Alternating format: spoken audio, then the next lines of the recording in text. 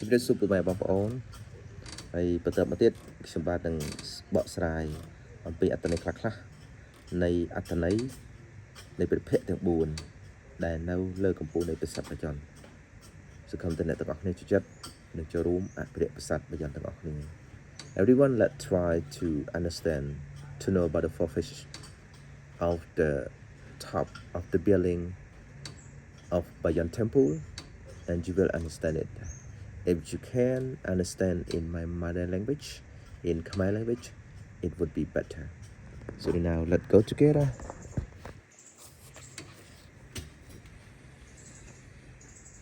អត្ថន័យនៃមុខ4កម្ពុជានីមួយៗមុខនីមួយៗសុទ្ធតែមានស្នាមញញឹមអស្ចារ្យហើយកែភ្នែកបានហាក់កំពុងសម្លឹងចុះក្រោមក្នុងចំណោមនេះ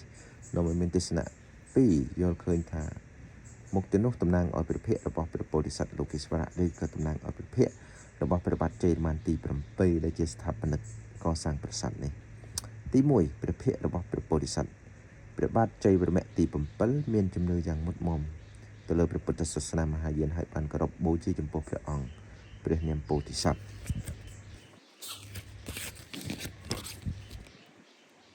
នាមពោធិសត្វអវលោកេស្វរៈអត្ថន័យនៃពាក្យថាព្រះពោធិសត្វមានន័យថាជាអ្នកដែលប្រាថ្នាជាប់ជានិច្ចនៅក្នុងពោធិញ្ញាណគឺជាអ្នកដែលកំពុងខិតខំប្រឹងប្រែងបំពេញបារមីហើយបំរុងនឹងបានត្រាស់ទៅជាព្រះសម្មាសម្ពុទ្ធ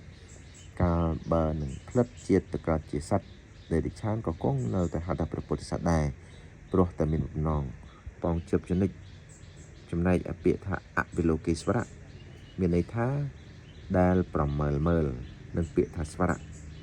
អីស្វរៈមានន័យថាជាធំឬជាបាដូច្នេះនៃសរុបទៅអវិលោកេស្វរៈមានន័យថាអ្នកដែលធំក្នុងការប្រមើលមើលឬពិនិត្យមើលសេចក្តីសុខទុក្ខនិងចរិយារបស់សត្វសម្ដេចព្រះសង្ឃរាជជនណាតទៅពើទី1000ជាងហ្នឹងបើកលេចទៅមើលកម្ពុជានៃប្រាសាទគេឃើញថាព្រះភ័ក្ត្រនីមួយៗរបស់ព្រះពោធិសត្វអវលោកេស្វរៈហាក់កំពុងចោតព្រះនេត្រទាំងទ្វេតូចមើលស្ថានបរមលោកស្ថាននុសលោកដែលកំពុងរងចាំជួយដោះទុក្ខសត្វទាំងនោះដែលបានបន់ស្រន់ឲ្យជួយទី2មុខទាំង4តំណាងឲ្យព្រះភ័ក្ត្រព្រះបាទជ័យវរ្ម័នទី7ហើយតំណាងឲ្យព្រះពំវិហារធម៌ទាំង4របស់ព្រះអង្គគឺមេត្តាករុណាមុទិតានិងឧបេក្ខា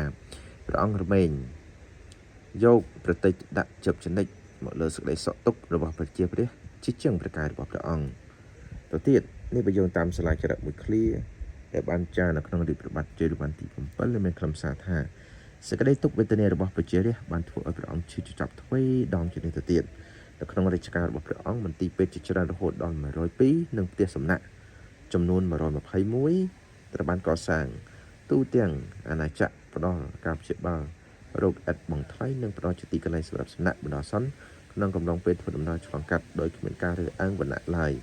នេះគឺជា Michel Trane